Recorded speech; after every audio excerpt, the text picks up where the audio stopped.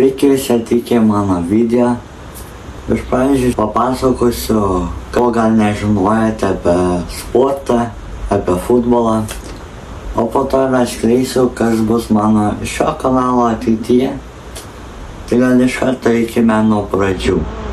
Pas į šios klausimus, kurio dabar kaip ir atsakysiu, kitau per telefoną, o tiksliau per mūsų naujausią tokį kūrinį, tai dirbtinį intelektą, kamuolį.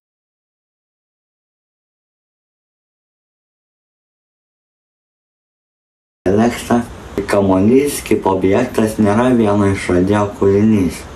Jis atsirado natūraliai per žmonijos istoriją, kai žmonės pradėjo žaisti, sportuoti ir atlikti apeigas naudodami apvalius objektus.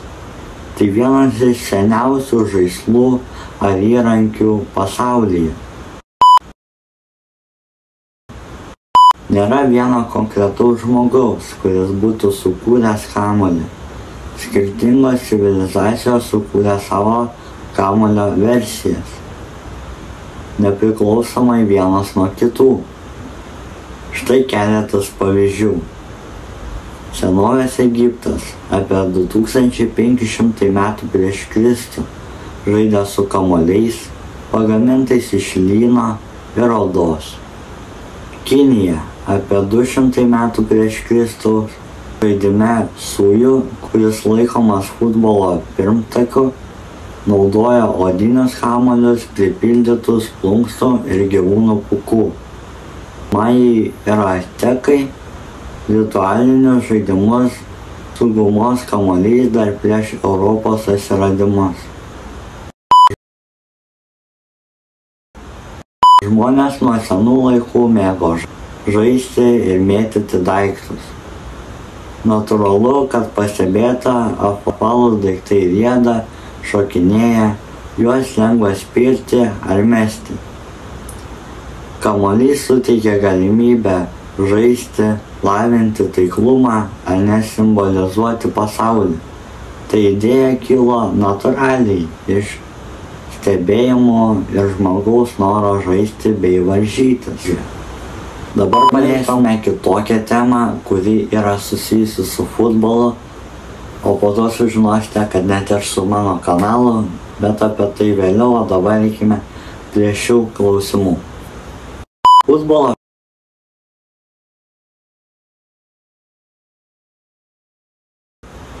Futbolo šaknis siekia tūkstantmečius, tačiau modernus futbolas, toks, kokį žinome šiandien, atsirado XIX amžiuje Anglijoje.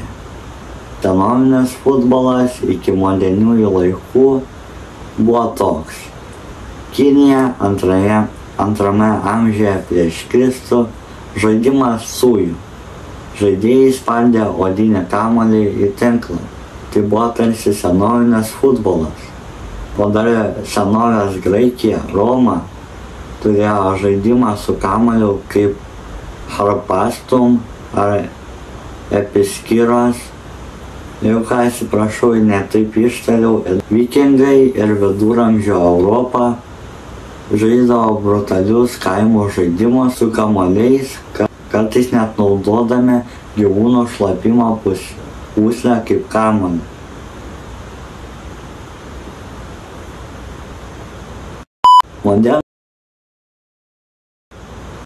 Modernų futbolą išrado anglai 1863 metais Londone buvo įkurta futbolo asociacija Football Association. Jie pirmieji standartizavo taisyklės, nebegalima kamuolio imti į rankas, iš to vėliau atskyrė regbis, nustatyta aikštės forma, vartai, skaičius žaidėjų, todėl Anglija laikoma šiuolaikinio futbolo gimtinė.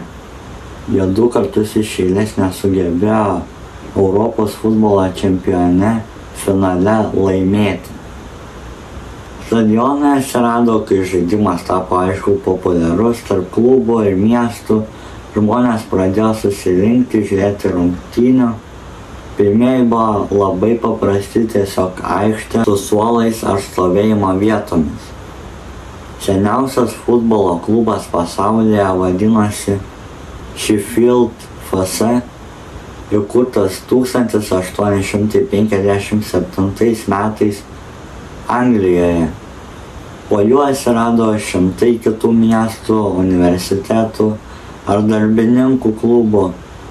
Klubai pradėjo žaisti tarpusavyje, tad atsirado lygos, turnyrai ir konkurencija. O kam aš iš viso tai viską pasakojau ir viską skaičiau? Tačiau prieš maždaug mėnesį pasitempiau raiščių šiai kojai. Po šios traumos aš negalėjau be abejo eiti į mokyklą, bet dar labiau negalėjau lankstyti kojos. Bet buvo labai šiltas oras, tai aš lauke po kiemą vaikščiau ir vis stiprinau koją, ar vis pratinau ją vaikščioti. Bet aš ne tiesiog vaikščiau. Aš vis galvojau, pirmą buvau tokia depresijos skiltis, kur galvojau, kodėl man dabar taip kojai kažkas nutiko, vasara prasideda, greit mano gimtadienis bus ir tokios mintys jie. O po to kažkaip išėjau po kelių dienų į pozityvą ir vieną dieną man kilo tokios mintis. Okei, čia kažkoks ženklas yra. Suprantu, kad man futbolas yra ne tai, kad futbolas, o kažkas aukščiau. Kažką man reikia su tuo siekti. Gal man reikia pradėti į tibulelį, gal man reikia profesionalaus futbolo daryti. O tarp futbolininkų kažkas ne to. Ką aš turiu? Aš turiu YouTube kanalą. Aš turiu kitus socialinius tinklus. Aš noriu kažką padaryti, kažką su futbolo tokio išskirtinio, kad mane žmonės žinotų dėl to. Tai va tokios mintis buvo galvoj.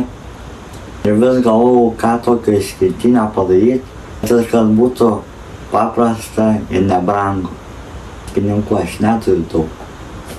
Tai mano pagrindinė idėja yra tikrai gana paprasta, bet ir tuo pačiu aš eisiu gana sunkiu keliu, nežinančiu, nežinau kaip pasiseks.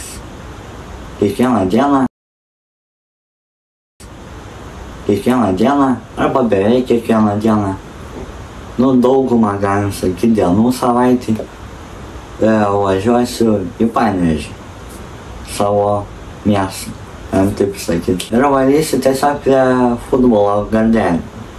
Ir tenai eisiu ir galim sakyti taip, treniruosiuos ir su savo socialiniais tinklais, Instagramu, Facebooku, kelsiu storį ar darysiu kontentą, kad kuo daugiau žmonių susirinktų prie gardelio. Tai aišku, dauguma jaunimo. Ir tenai mes tiesiog žaistume futbolą, be abejo ir treniruotumės. Tokia būtų kaip ir praktika. Ir koks šito yra vienas pagrindinių dalykų, tai kad aš pats nesu futbolo kažkoks profesionalas. Tai mano tikslas, kad surink kuo daugiau žmonių, jaunimo žaisti futbolą. Be abejo, tie žmonės neturėtų bijoti viešumos ar kamerų, nes be abejo aš tai darau ir dėl kontento šiek tiek, kad žmonėm parodėt apie futbolą. Tai jūs parašykite komentarus, ką manot apie šią idėją, o apie ją detaliau dar sužinosite kitą savaitę, o tikiuosi, kad jau nuo Liepos mėnesio šita koja leis man varyti ir varyti stipriai. Ačiū, kad žiūrėjote ir ate.